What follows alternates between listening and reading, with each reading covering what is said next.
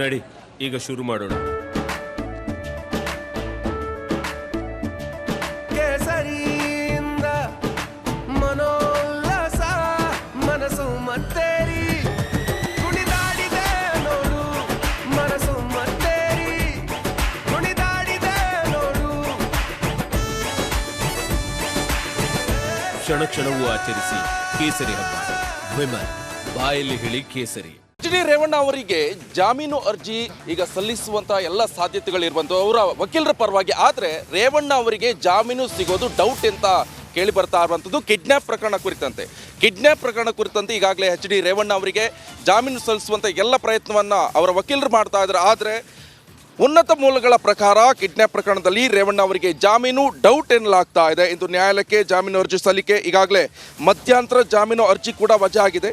ಈ ಬೆನ್ನಲ್ಲೇ ರೇವಣ್ಣ ಅರೆಸ್ಟ್ ಮಾಡಿದ SIT ಅಧಿಕಾರಿಗಳು ಈಗ ರೇವಣ್ಣ ಪರ ವಕೀಲರಿಂದ ಜಾಮೀನು ಅರ್ಜಿ ಸಲ್ಲಿಕೆ. ಇನ್ನು 4 ದಿನ ರೇವಣ್ಣಗೆ ಬೇಲ್ ಸಿಗೋದು ಕಂಪ್ಲೀಟ್ ಆಗಿ ಡೌಟ್ ಅಂತ ಹೇಳಲಾಗ್ತಾ ಇದೆ. ನಿನ್ನೆ ಅಷ್ಟೇ ನಾವು ನೋಡಿದ್ವಿ, ಬೋರಿಂಗ್ ಆಸ್ಪತ್ರೆಗೆ ಮೆಡಿಕಲ್ ಚೆಕ್ಗೆ ಕರ್ಕೊಂಡು ಹೋದ್ರು. ಅದಾದ ನಂತರ ಕೋರಮಂಗಲದಲ್ಲಿ ಕರ್ಕೊಂಡು ಹೋಗ್ಬಿಟ್ಟು ನ್ಯಾಯಾಧೀಶರ ಮನೆಗೆ ಅವ್ರನ್ನ ಕರ್ಕೊಂಡು ಹೋದ್ರು. ಅದಾದ ನಂತರ ಅಲ್ಲಿ ಒಂದಿಷ್ಟು ವಿಚಾರಣೆಯನ್ನು ನಡೆಸಿ ಹೇಳಿಕೆಗಳನ್ನು ಪಡ್ಕೊಂಡಾದ ನಂತರ ತನಿಖೆ ಎಲ್ಲ ಆದಮೇಲೆ ಅವರಿಗೆ 4 ದಿನ SIT ಕಸ್ಟಡಿಗೆ ಕೊಟ್ಟಿದ್ದಾರೆ. ಆದರೆ ಇವತ್ತು ಮತ್ತೆ ರೇವಣ್ಣ ಪರ ವಕೀಲರು ಅರ್ಜಿಯನ್ನು ಸಲ್ಲಿಸುವಂಥ ಎಲ್ಲ ಸಾಧ್ಯತೆಗಳಿರುವಂಥದ್ದು. ಈ ಬಗ್ಗೆ ಹೆಚ್ಚಿನ ಡೀಟೇಲ್ಸ್ ಅನ್ನು ಕೊಡ್ತಾರೆ ನಮ್ಮ ಕ್ರೈಮ್ ಬ್ಯೂರೋಯಿಂದ ನಾಗರಾಜ್ ನೇರ ಸಂಪರ್ಕದಲ್ಲಿ ಜಾಯ್ನ್ ಆಗ್ತಾ ಇದ್ದಾರೆ.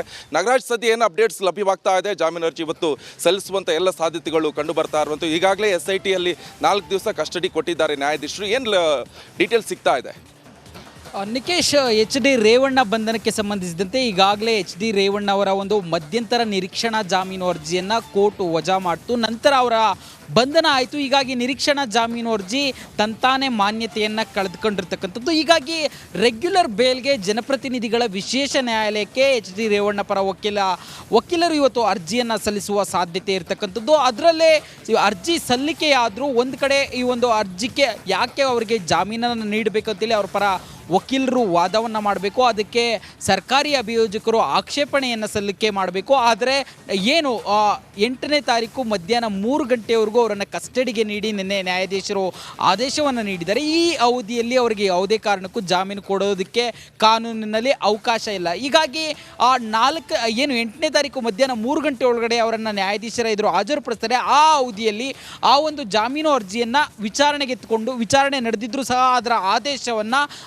ಕಸ್ಟಡಿ ಅವಧಿ ಮುಗಿದ ನಂತರವೇ ಆದೇಶವನ್ನು ನೀಡುವಂಥದ್ದು. ಆದರೆ ಇಲ್ಲಿ ಪ್ರಮುಖವಾಗಿ ಒಂದು ಪ್ರಕರಣಗಳಿಗೆ ಸಂಬಂಧಿಸಿದಂತೆ ಅವರ ಮಗ ಪ್ರಜ್ವಲ್ ರೇವಣ್ಣ ಇನ್ನೂ ಬಂಧನ ಆಗಿಲ್ಲ ಒಂದು ಕಡೆ. ಆದರೆ ಎರಡನೆಯದು, ಈ ಒಂದು ವಿಡಿಯೋಗಳನ್ನು ಹಂಚಿಕೆ ಮಾಡಿದ್ದಂಥ ಪ್ರಜ್ವಲ್ ರೇವಣ್ಣ ಅವರ ಮಾಜಿ ಕಾರು ಚಾಲಕ ಕಾರ್ತಿಕ್ ಸಹ ಈ ಪ್ರಕರಣದಲ್ಲಿ ಇದುವರೆಗೂ ಬಂಧನ ಆಗಿಲ್ಲ. ಹೀಗಾಗಿ ಎಲ್ಲ ಒಂದಕ್ಕೊಂದು ಪ್ರಕರಣಗಳು ತಳುಕು ಹಾಕಿಕೊಂಡಿರೋದ್ರಿಂದ ಈ ಉಳಿದ A1 ಇರೋ ಆರೋಪಿಗಳು ಬಂಧನ ಆಗಿಲ್ಲ. ಹೀಗಾಗಿ ಇವರಿಗೆ ಜಾಮೀನನ್ನು ನೀಡಿದರೆ ಇವರು ಸಾಕ್ಷಿಗಳ ಮೇಲೆ ಮತ್ತು ಈ ಒಂದು ಪ್ರಕರಣದಲ್ಲಿ ತಮ್ಮ ಪ್ರಭಾವವನ್ನು ಬೀರ್ತಾರೆ. ಇವರು ಮಾಜಿ ಸಚಿವರಾಗಿದ್ದವರು ಅಲ್ಲದೆ ಒಂದು ರಾಜಕೀಯ ಕುಟುಂಬಕ್ಕೆ ಸೇರಿದವರು. ಈ ಎಲ್ಲ ಅಂಶಗಳನ್ನು ನ್ಯಾಯಾಧೀಶರ ಎದುರು ಸರ್ಕಾರಿ ಅಭಿಯೋಜಕರು ನೀಡುವಂಥದ್ದು. ಈ ನಿಟ್ಟಿನಲ್ಲಿ ಒಂದು ಬೇಸಿಕ್ ಗ್ರೌಂಡ್ಸನ್ನು ನೋಡ್ತಾ ಇದ್ದರೆ ಈ ಒಂದು ಪ್ರಕರಣದಲ್ಲಿ ಸದ್ಯಕ್ಕೆ ಎಚ್.ಡಿ. ರೇವಣ್ಣ ಅವರಿಗೆ ಯಾವುದೇ ಕಾರಣಕ್ಕೂ ಜಾಮೀನು ಸಿಗೋದು ಬಹುತೇಕ ಡೌಟ್ ಆಗಿರ್ತಕ್ಕಂಥದ್ದು. ನಿಕೇಶ್,